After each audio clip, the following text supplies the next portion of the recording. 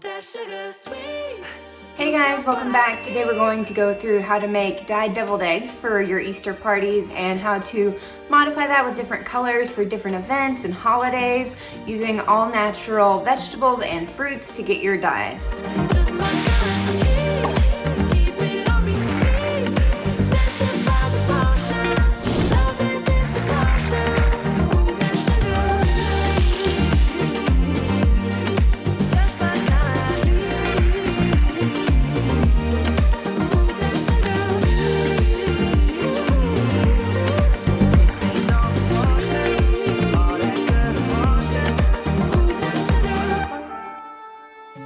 With Easter coming up, it's that time of year where we like to dress up, wear lots of colors, pastels, all that sort of thing.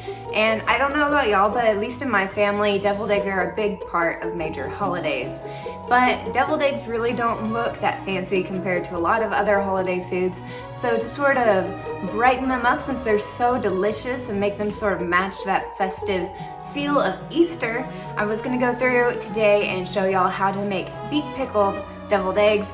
They're like a pink color, so it'll help match that bright mood. To get started, you'll need eggs, obviously. How many is up to how many people you'll be serving and how much they'll eat. But for this recipe, let's assume you use 12 eggs. You'll also need white wine vinegar, balsamic vinegar, salt, peppercorn or coriander seeds, and water. This will serve as the base for your all-natural coloring for dyeing your egg later, and of course for the actual coloring component of this recipe, you'll need a beet to use and cut up. If you want to follow my preferred recipe for deviled eggs, you'll also need some mayonnaise, Dijon mustard, black pepper, onion powder, apple cider vinegar, turmeric, and green onion, dill, and paprika for toppings. But if you have a preferred recipe for the yolks, feel free to use that, and just use the techniques we're about to talk about to dye your eggs. To get started, you'll need to boil some eggs and peel them. I'll assume you know how to handle this step, but if you're interested and would like to see how to make perfect boiled eggs, or you just aren't sure how to do it yourself, let me know and I'll put out a video on the steps that I use to make it a little harder for the eggs to crack, a little easier to peel the eggs, and to make sure that in the end you come out with perfectly round eggs without any scratches, dings, or tears.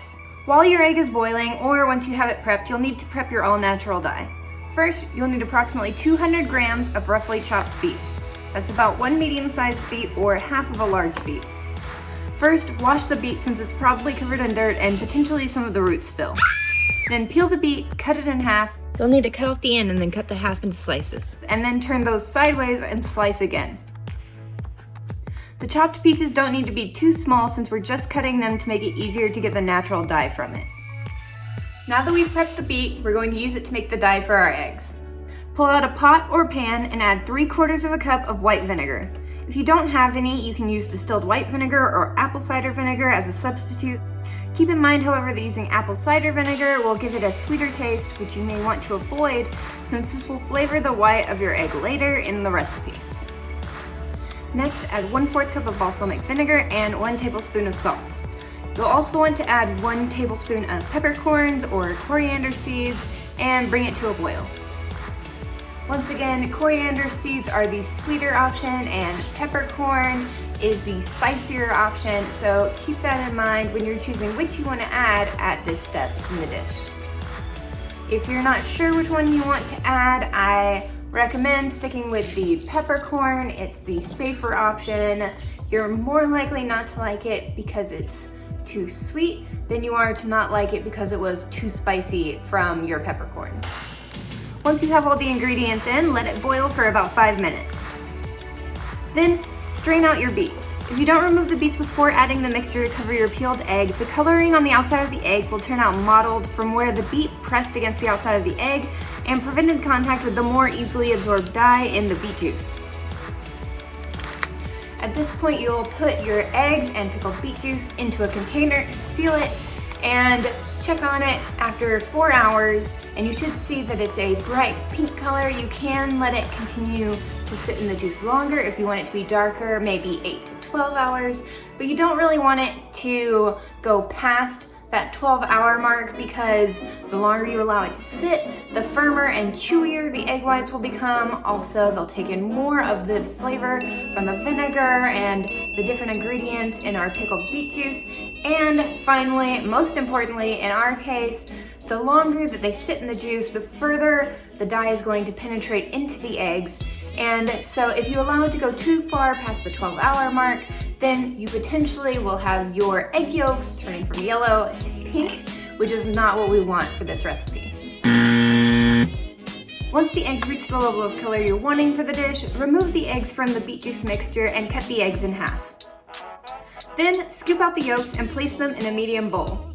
Put the egg white halves on a serving platter and add mayonnaise, Dijon mustard, onion powder, and 1 tablespoon of apple cider vinegar. And a bunch of grinds of black pepper to the bowl with your yolks in them. Use a fork to mash the yolks until they're smooth and creamy and all of the ingredients are combined together. Then add 1 tablespoon of turmeric for color, mix it in. Then transfer the mixture to a large resealable plastic bag and snip off one of the corners approximately 1/4 to 1/2 inch so that you have some room to pipe the mixture out of your bag. You'll then pipe the mixture into the holes of your egg whites, swirling as you go if you're able to, and sprinkle the paprika and dill over the top, or if you prefer, you can add chopped chives or green onion as your topping instead of using onion powder in the filling. Once you're done, you can add whatever you want to top it off: chopped bacon, arugula, goat cheese, cheese crisps, anything that you want to customize this to give it your own personal touch. If you have any kids that are interested in green eggs and ham, you can use this method to make them some green eggs by using some spinach to dye them. And if you're interested in that process, if it's a little confusing, you can let me know, and I'll explain a little bit more about that in a separate video. Hey guys, I hope you liked this recipe and that you learned a lot. If you want to try other colors for this recipe, here are the ingredients that you can use to dye your eggs or any other ingredients, creating natural food dye.